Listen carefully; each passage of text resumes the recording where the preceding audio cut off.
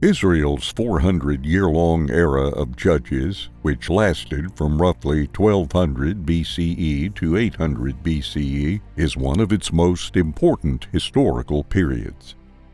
Israel's roots as a nation can be traced back to the Exodus, a pivotal event where the Israelites led by Moses escaped slavery in Egypt and settled in the land of Canaan. However, when they arrived in Canaan, they came across a wide variety of native peoples, each with its own cultures, beliefs, and political structures. Crucially, the early Israelites lacked a central rule of law. Instead, they inhabited tribal settlements, each of which had a distinct chief. It was challenging to keep the many tribes united and in order due to this decentralized organization. The institution of judges emerged as a tool of leadership and government throughout this turbulent time. If you've read past the Bible Judges, you know that Israel eventually comes under the rule of kings. Why did God initially appoint judges?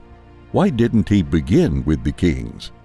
First, God acknowledged Israel's sinfulness. Had there not been a suitable ruler in place, they would have descended into chaos, just as they had when Moses had gone to Mount Sinai to obtain the 10 Commandments. This meant he had to appoint someone in charge of Israel to lead them back to the straight path. Second, whenever Israel found itself in a sticky situation and was subjugated by one of their neighbors, God appointed a judge. Whatever foreign power had seized control of Israel, the judge would overthrow it and bring the country back. In the Bible, we frequently see the cyclical work of judges, prophets, and other characters. Israel's restoration would stop when the judge died, and they would return to their immoral ways until another judge showed up to deliver them from whoever's clutches the country ended up in. Third, there is a reason why God didn't immediately appoint a king. We are given hints as to why when Israel demanded a king in 1 Samuel 8 and ended up with the less than ideal king Saul. Each other country had a king. Israel just wished to join the trend. However, God made it clear that kings who did not follow His own will had despotic tendencies. The kings of Israel ended up doing far more harm than any other king could, as we see in the Old Testament. They divided the nation and engaged in perpetual warfare, which led to their 70-year captivity in Assyria and Babylon. The time of the judges was characterized by a cyclical pattern of occurrences that were intricately connected with Israel's connection with its God, Yahweh. Typically, the cycle began with the Israelites slipping into sin and apostasy, abandoning Yahweh and indulging in activities that were influenced by idolatry in the civilizations around them. God enabled nearby countries to afflict the Israelites as a result of Israel's disobedience, including the Philistines, Canaanites, and Midianites. The Israelites would experience hardship and dominance as a result of these oppressors' raids. When the Israelites were in distress, they would pray to God for help. God would set up judges in response to their cries. These judges were charismatic figures who, frequently by divine appointment, presided over conflicts inside their tribal lands, while also commanding the armed forces. Deborah, Gideon, Samson, and Ehud are just a few of the famous judges recorded in the biblical narratives. The judges were crucial in bringing many Israelite tribes together during times of adversity. They united the tribes under one banner to defeat their oppressors. This time was crucial for the Israelites' development of a single national identity and feeling of purpose. The first judge described in the book of Judges was Othniel. Following the Exodus, when the Israelites arrived in the Promised Land, they encountered tyranny from a number of the surrounding countries. This started the cycle of disobedience, oppression, and deliverance. Othniel became a significant figure during this cycle. He was the brother of Caleb, a well-known character in Israelite history, and the son of Kenaz.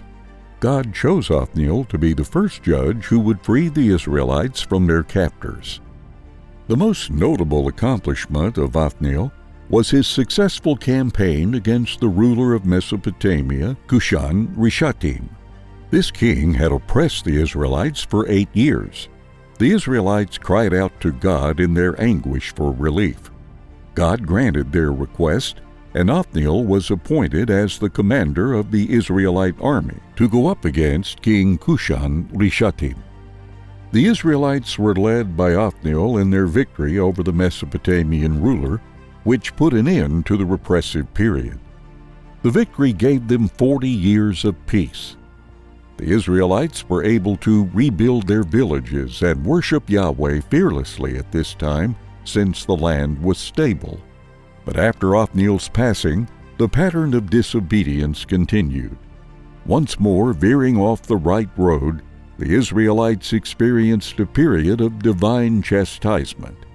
This cycle signaled the start of a brand new period of tyranny and deliverance, which ultimately sparked the ascent of Ehud as the second judge after Othniel.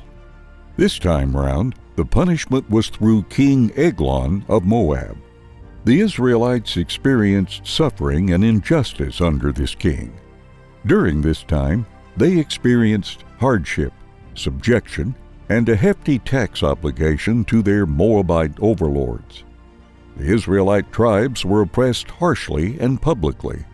Israelite territory had been taken over by the Moabites, who demanded regular tribute payments. The already needy Israelite towns were further impoverished by the precious resources and goods included in this tribute. The Israelites once again yearned for independence and liberation.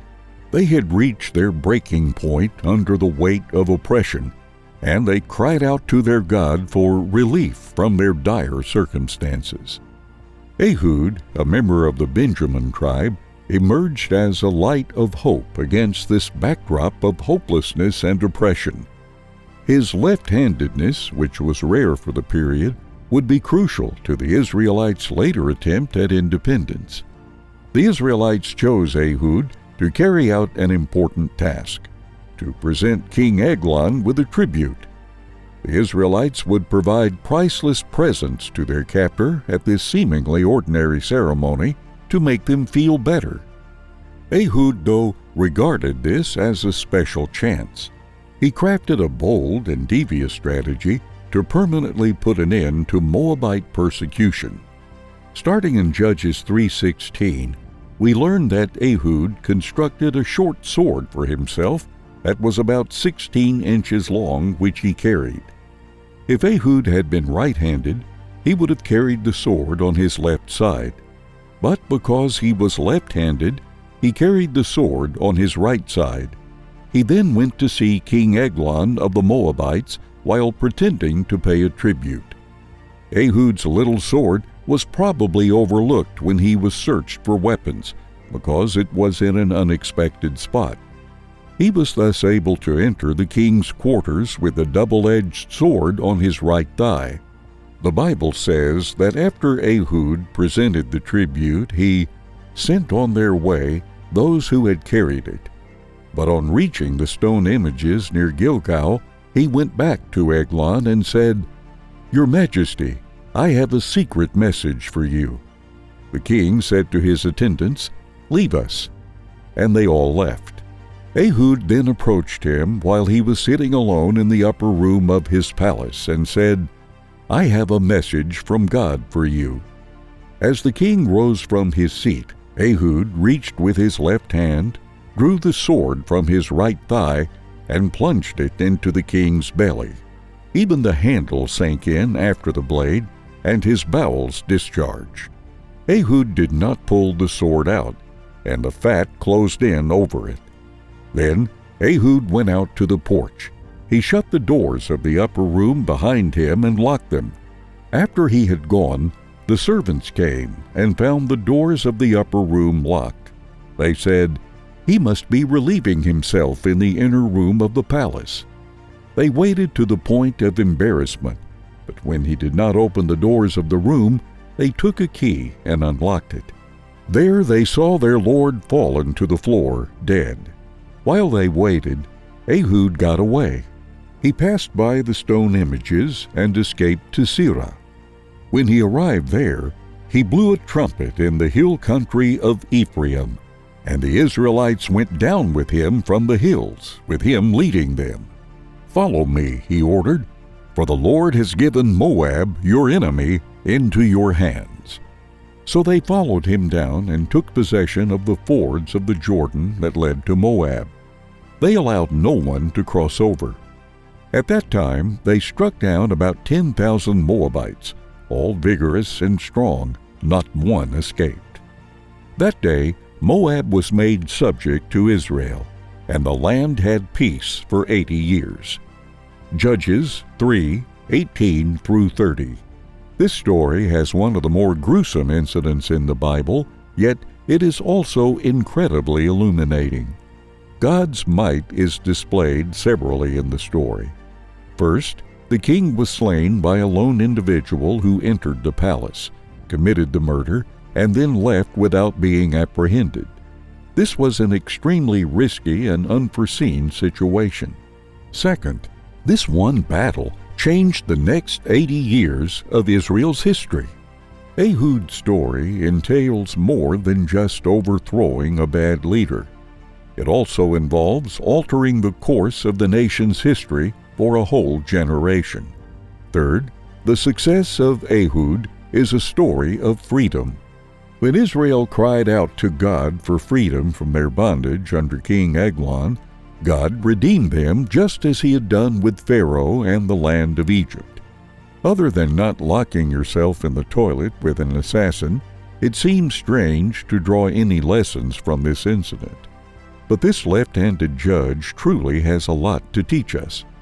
First, God can use talents and characteristics that are unusual or thought to be inferior by others. In ancient times, left-handedness was a bad thing. Ehud must have been thought to be abnormal. Because he preferred his left hand, the guards who scrutinized him didn't even think to look for a weapon on the side where he kept it. As a result, he was able to assassinate the king with success. Second, we see that sin has repercussions. Whenever Israel succumbed to foreign religious customs, they were subjected to foreign oppression. In the instance of Ehud's tale, they ended up under Moabites' control. Nevertheless, God heard their cries and sent a left-handed judge to save them. Finally, we can genuinely take a lesson from Eglon. Don't let your confidence and pride get the best of you. Eglon let down his guard and invited Ehud into his inner room upstairs for him to hear a secret message from a stranger he had never met before. This brought about his downfall and his horrific demise. A great leader is humble and uses judgment. We can infer this as a warning from the powerful and fat king of Moab.